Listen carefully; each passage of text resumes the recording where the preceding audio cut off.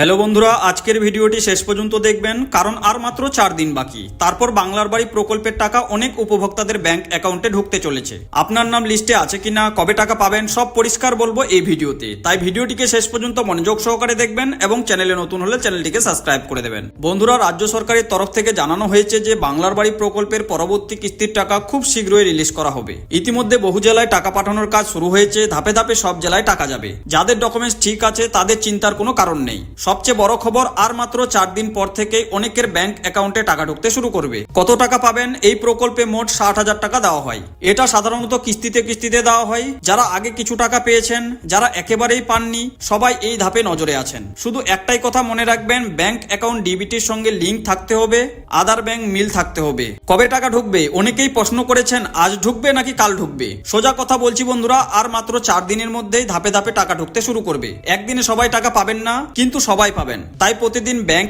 SMS passbook check করতে থাকুন। গুরুত্বপূর্ণ সতর্কবার্তা বন্ধুরা, কেউ যদি বলে টাকা আনতে হলে টাকা দিতে হবে, একদম বিশ্বাস করবেন না। সরকারি প্রকল্পে ফি লাগে না, কোনো ঘুষ লাগে না। তো বন্ধুরা, যারা এতদিন ধরে ধৈর্য নিয়ে অপেক্ষা করে আছেন, যারা প্রতিদিন আশা নিয়ে খবর খুঁজছেন, তাদের জন্য অবশেষে একটা বড় সুখবর আসতে চলেছে। আর মাত্র 4 দিন অপেক্ষা, তারপরে শুরু হতে যাচ্ছে বাংলার বাড়ি প্রকল্পের টাকা দেওয়া।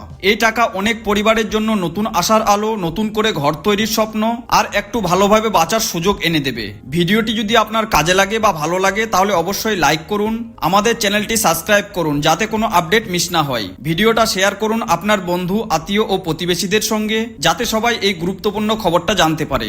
আপনাদের ভালোবাসা আর সাপোর্টই আমাদের কাজ করার প্রেরণা।